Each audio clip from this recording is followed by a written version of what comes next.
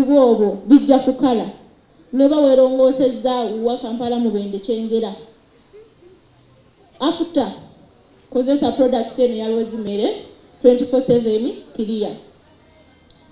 Ate singa owepisa ekyenyi wagenda wakatututu ne wekaba katono katya omwami yangu ofune eddagala kubanga bw'otafuna ddagala ako koolabanga katono n'okagayanga kakajja kisobola okufuuka ekiwundu ekinene n'otuuka ekiseera nga n'enkofiira tokyasobola gyambala tegeeza engoye. Naawe ogenda kukozesa product eno eya Rosemary 24/7 clear. Eno product ya kunaaba bunaabi. Ogenda kuginaaba otya omusajja.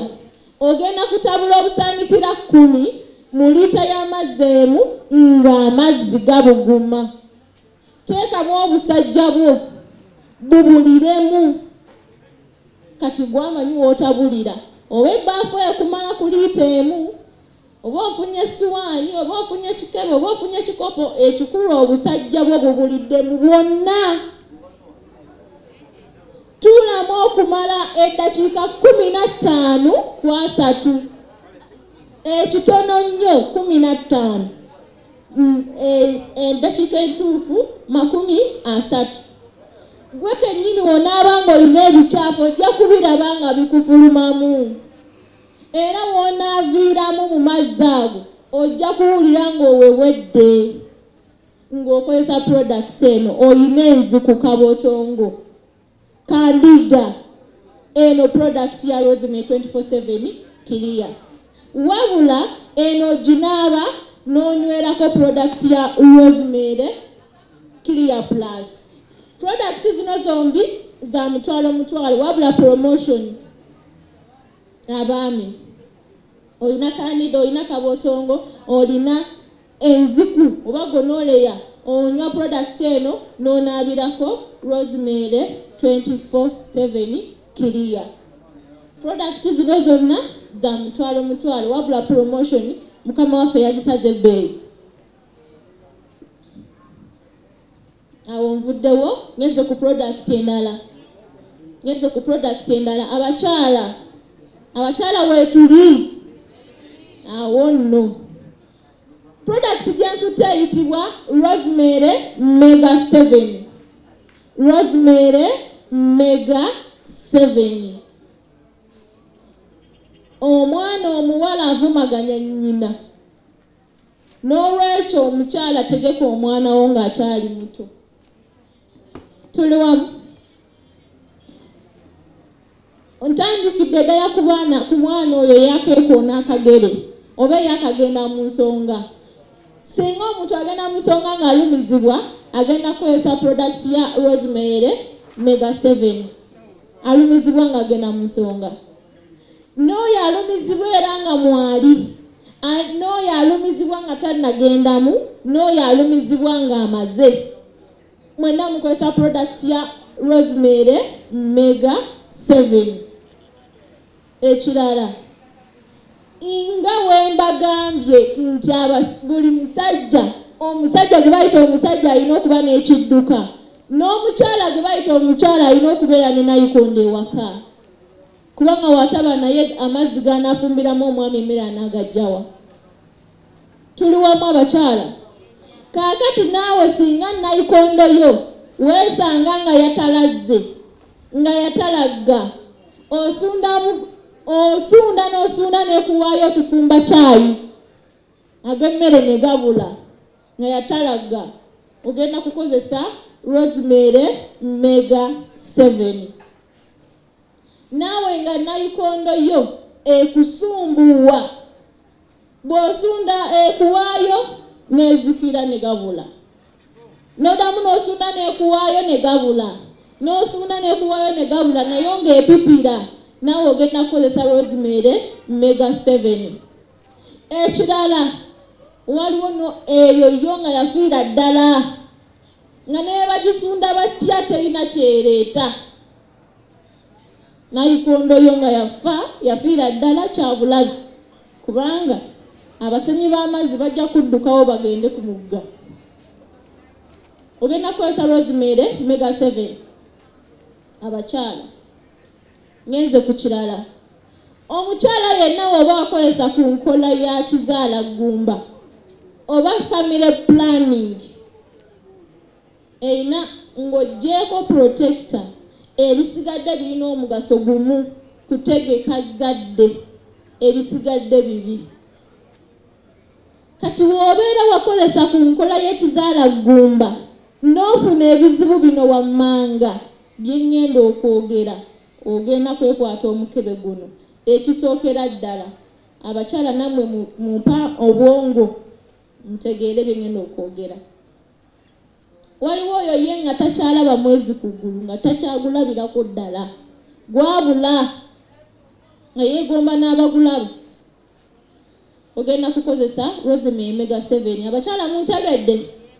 Waliwo n'abo bonga bwe guboneka ku makya gubonekayo essaawa emu negudda kiro n'ekyo kibi. Nawe ogenda kukozesa Rosemary Mega 7.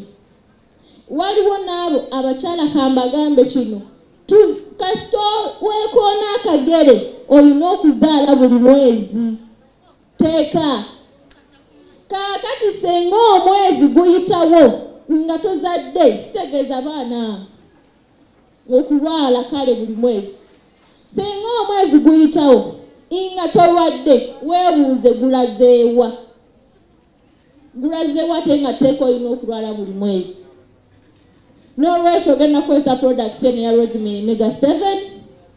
Rosemary Mega 7 ekirala waliwo n'abo nga balwala mu kaseera ke babadde basuubira naye ate nga bavaamu black nga bafuluma black ate nga bitole. Ekyo kibi nnyo osaana okufuna kansa wannabaana sinnakindi n'otaddamu kuzaala n'ozibikira enseke. Ogenda kukozesa product eno eya Rosemary Mega 7. Waliwo n'abalala nga ye ewuwe yalwala January mwaka mulamba era akyalwala bakiyita ekikulukuto. Olina obuzibu obwo ogenda kukozesa product ya Rosemary Mega 7. Rosemary Mega 7 abakyala abalumizibwa mu ndera nga gwoyina ekizibu ky'okulumizibwa mu ndera Rosemary Mega 7. Abazaala ate ne baddamu ne balumizibwa buteebisa oba ekigalanga oba ekyoka ogenda kukozesa product eno eya Rosemary Mega 7. Kaakati omukyala ng'olina endwadde zino wammanga omuli Candida, kabootongo, ogenda kukozesa product eno eya Rosemary Mega 7 wabula ogenda kunaabirako product eno ya Rosemary 24/7 kiriya. Omukyala ogenda gikozesa bwoti ogenda kutabula obusaanikiro obuli kuno 10 mu liita y'amazzi emu wabula ng'ebuguma. Ogenda kunaaba mu nnaaba entuufu ennaaba entuufu so si kujabula. Omukyala totuulamu kubanga tegagenda kukumala. Ogenda kunaaba gwe kennyini. Obuzibu bwe bugenda okujjira baabalina enjala bugenda okujjira ng'ali mu kwewonya Candida amaliriza okunaaba nga yeetaddeko ebbwa kati n'enjala mbi. Ogenda kunaaba product eno ya Rosemary 24/7 kiriya wabula ng'onywereddeko product eya Rosemary Mega 7. Product zino zombi za mutwalo wabula promotion. Ngeze ku product endala eyitibwa Rosemary Oil Mix. Rosemary Oil Mix product eno ekisookera ddala ng'olina enkanyanya. Wobeera olina enkanyanya waliwo abantu abakaluba nga n'engalo zikaluba nga ne sikiini yandibadde egonda naye ekaluba. ogenda kozesa ka rosemary oil mix kagenda kuyamba okusimuuthinga skin yo nga skin yo eri rough. Ogenda kozesa rosemary oil mix agenda kuyamba okukizibu ekyo. Waliwo abalina enkyakya oba mu ngalo oba mu bigere oba mu mutwe, enkyakya kasiteba nga nkyakya nga sikini yo yeyasizza, ate bw'otagifaako nga tonafuna bulumi ejja kuyingira munda ofune obulumi. N'olwekyo ogenda kukozesa rosemary oil mix. Waliwo yangamba mu enkyakya yagisikira, enkyakya tebazisikira olw'okuba jjajja yali agirina mbu nange yange teriwona. Ziwona ne zigendera ddala. Kozesa rosemary oil mix zijja genda. Ekirala, abakyala n'abaami abakutukakutuka enviiri nga gwe okutukakutuka enviiri ogenda kukozesa rosemary oil mix.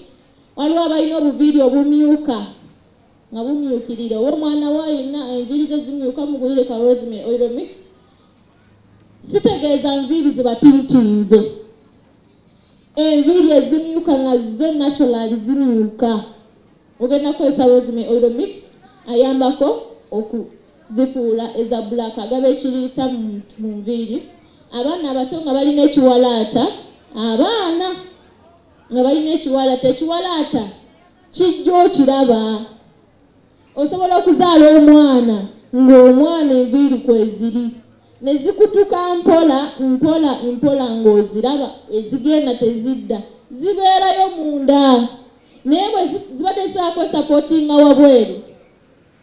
N'olwekyo ogenda kumusiiga rosemary oil mix agumya enviiri. Naye tulina kye bayita dosage. Bw'oba ng'olina obulwadde obukuluma, olw'okuba nsomeseza oil emu bweti, yogera bakutabulire eddagala. Ate nawe yeetaaga okulaba omusawo era ebyuma gyebiri ebikebera. Oil mix gyenkutte ennene ya 6 naye waliyo n'entono. Tuli wamu? Olina endwadde zino wammanga. Oluwumu, ebisente, ebiguuna, ezo endwadde ziva mu musaayi. Kyembagambye nti olina okwogera ekirwadde ekikuluma. Ezo endwadde niwooneesiiga ate nga toguze zyakunywa, dijja genda lukomewo. Kyova olaba mwekwasa abatunda eddagala. Nze nagula oyiro naye oluwumu lwagenda ne ludda. Oluwumu luva mu musaayi. Tuba tulina okukujjanjaba okutandikira ddala kumulandira. N'olwekyo bajja kuwa eryokunywa, eryokunaaba, nono oyiro w'okwesiiga. Oluwumu, ebisente, ebiguuna. Abantu ab'emyusa ne bakona. Nga ow'emyusa luno obukongovule bwasikattira, obugeregere, obugalogalo nga kala yasigalayo mu black. Ono oil agenda kuyamba okubalansinga skin yo. Abantu abalina ekizibu kya namakula. Ensonga lwaki akwata nnyo abakyala, tukozesa nnyo ebizigo nga bingi ate nga byanjawulo. N'ava ku kizigo kino nga kyamaanyi n'adda ku kirala nakyo nga kyamaanyi. Waliwo chemicals ezitakwatagana. Niwesanga nga ozigatta ku skin emu, skin reactinga n'ofuna obulwadde bwa namakula. Eno oyiro egenda kubalansinga skin yo, ejja kutereera. Kakakaaga kenkuta akanene, kakakaaga akatono kasatu. Promotion. Nyenze ku product endala eyitibwa rosemary pure organic. Rosemary pure organic. Abalina eddagala mubalage rosemary pure organic. Product eno ekola nnyo ku paati y'omutwe. Bw'oba gy'oli nga weerabiralabira, okwerabira bulwadde nnyo. Omuntu asobola okulumizibwa omusulo ne yeerabira nti alina okugenda okugufuka. n'amaliriza nga yeefukidde. Obwo obulwadde bwa kwerabira. Abakyala bayingira mu nnyumba okufuna ekijiiko ky'enva nga bafuluma na buleega ku mitwe. Abasajja bagenda ku dduuka okugula omugaati balansi ne bamulekayo ne mutucojjanya abakyala nti ffe twazibye kubanga ffe tubooleza. Obulwadde bwa kwerabira. Kitegeeza weeyambeeko obulwadde obukuveeko bubi. Ogenda kukozesa product ya Rosemary Pure Organic. Rosemary Pure Organic. Abeera biralabira. Waliwo abantu abalina allergy. Nze enkuba wenkubako omutwe gunnuma. Omusana gunjokya omutwe gunnuma. Ogenda kukozesa Rosemary Pure Organic kijja kutereera. Waliwo abantu abeera ne kamunguluze buli kaseera nga bwe bulwadde bwe. Rosemary Pure Organic agenda kukuyambako ku bulwadde bwa kamunguluze. Waliwo abantu abalumizibwa mu nnyingo.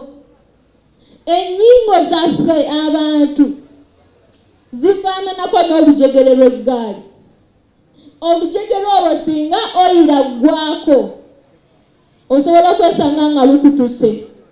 Kati n'ennyingo zo bw'otazifaako zitandika mpola kuvaamu saawundi ne yeeweta n'ateewetulula n'abeerayo naye nga kyava ku fluids kuggwaamu mu nnyingo. Ono Pure Organic Rosemary acreatinga fluids mu nnyingo. Woba olina ekizibu ekyo ogenda kukozesa product eno. Abantu abalina ekizibu ky'okusumagira wakatuukidde osumagira kaseera k'omazeewo owulira nga okooye nnyo koowakoowa okwo n'ozuukuka ku makya nga teweebase ekikumala naye n'owulira nga omubiri guyenjebuka oba Luganda lwe olutuufu ng'owulira omubiri guyenjebuka owulira tegulina maanyi ogenda kukozesa product eno ya Rosemary Pure Organic. Omukebe gwenkutte promotion gwa mutwalo waliyo ake5 waliyo n'ake3. Product eno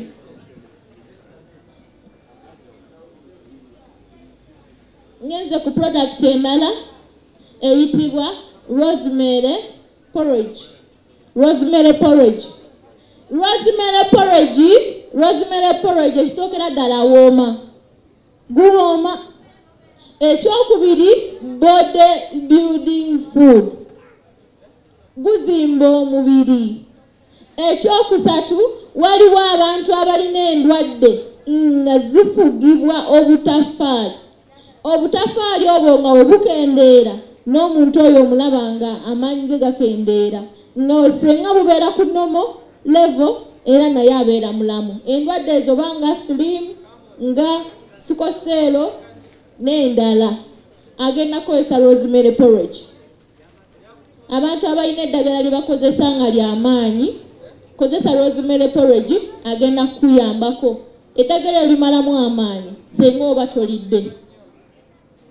Ekirala waliwo abantu abatalina appetite nga talina appetite tayagala kulya newaaba nga si mulwadde nga tamaze kulwala naye nga okulyakwe kwambirigo ogenda kukozesa Rosemary Porridge agenda kuyambako. Togenda kulya kiyitiridde naye ojja kulya ekisaanidde. Rosemary Porridge. Ekirala awonya ulcers kubanga akuuma ekyenda nga kirina kye kigaaya. Ekirala abasajja ng'olina obuzibu bwa prostate ng'olina prostate yo yafunda oba yagaziwa. Prostate ebeera yeetaaga ekirungo kya zinc. Buno mulimu obulyo bw'ensujju bulimu zinc awera asobola okuyambako ku kizibu kya prostate. Omukebe guno gwenkutte gwa mutwalo wabula guwooma. Ngenze ku product endala eyitibwa Rosemary Coffee Mix. Kisookera ddala sala weight nga gw'owulira ozitowa ogenda kukozesa product eno ya rosemary coffee mix. Olina amasavu mangi, esala amasavu mubiri. Mukimanyi nti amasavu galeeta endwadde eziwera agayitiridde, galeeta pressure, galeeta sukaali, galeeta ulcers n'ebirala. Ogenda kukozesa product eno ya rosemary coffee mix. Ekirala, bamaama bw'ozaalanga omwana ng'owulira azitowa, toddamu kumukasuka, mubakasuka mubawewula. Omwana ajja kuyita kaagwe ensobi yiyo. Mugulire product eno ya rosemary coffee mix, ajja kuwewuka atasigaze bode ye. Product eno ya mutwalo, bagisaze ebbeeyi. Wetagwa kwesala amasavu mubiri, ogenda kwesa product eno. Naye ejjamu obutwa mubiri, ewonya ulcers n'endwadde endala, ya mutwalo. Tulinawo kakaawa, kano kayitibwa Sour Coffee Plus. Sour Coffee Plus. Arabica coffee eva mbale kati. Mwetukola kakaawa kano twongeramu ebirungo ebirala. Bw'obeera abakyala n'abaami mukimanyi nti essanyu liva mu kisenge, mateeka. Kubanga ekisenge okitaba kisanyufu n'omwana asobola okusiiba enjala. Teekamu kano kakaawa, tereeza essanyu ly'ewaka. Ekyokubiri, nako kasala omugejjo. Ekyokusatu, kawooma. Ekyokuna abantu abalina entunnunsi, kakikolako ate nako kajja obutwa mubiri. Ka 15 zokka. Ngeze ku product endala eyitibwa rosemary curry powder. Rosemary curry powder kano kanzaali akakolebwa mu binzaali byaffe byennyini ebiganda. Akanzaali kano ekisookera ddala kawooma, kafuula entula ennyama. Nze wange ke kabeerayo tule wali kalala. Ekirala kawonya ulcers. Ekirala bw'obeera omanyi baakujja ku butto, babeera bakujje na ku buli kintu kyonna ekisobola okuleeta amasavu n'ebinyeebwa. Bw'ofumba ebinyeebwa ne birwawo bireeta butto, kitegeeza nabyo baba babikujjeeko. N'olwekyo ogenda kufumba ennyama yo boyiro ng'okozesezza ate akanzaali kano. Oyo butto agenda okwetondamu, agenda kuba talina kyakukola.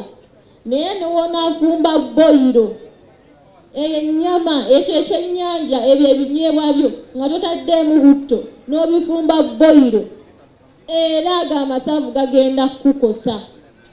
Kati kozesa akanzaali kano kagamalemu amaanyi.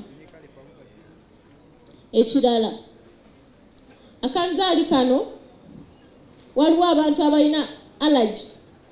Sirya lumonde enkuba empiiyi, sirya bijanjaalo nsula manju, ng'olina ekyoka, sirya nnyama, omubiri gubutuka, numizibwa olubuto. Ogenda kwesa akanzaali kano mu bintu by'olya, mu bintu by'ofumba. Kagenda kukutereeza tewali kyogenda kufuna. Webiba bijanjaalo nga woobirya okuba empiiyi tejja kudda. Bw'oba osula manju oluvannyuma lw'okulya lumonde tojja kusulayo ng'okozesezza akanzaali kaffe kano. Ka 15 zokka eza Uganda. Tulinawo product endala eyitibwa rosemary tea spice. Rosemary tea spice. Ekisookera ddala kawooma. Ekyokubiri, olina ssenyiga yenna, oba wa kifuba oba wa mu nnyindo, ogenda kukozesa product ya rosemary tea spice. Ekirala, aliwo abantu abalina asthma, obudde bwe buziba nga afuluuta, budde bwe bukwatamu atandika kukuba myasi, kweyasamula n'eminyira ne ziva mu nnyindo nga balina allergy, agenda kukozesa ka rosemary tea spice. Ka 15 zokka. Neyanzeege wakyaliwo products endala ngenda kwaniriza musawo munnange ate abatwale mu maaso agenda kubasaba ebibuuzo. Sigadde Namugera Viola, social scientist.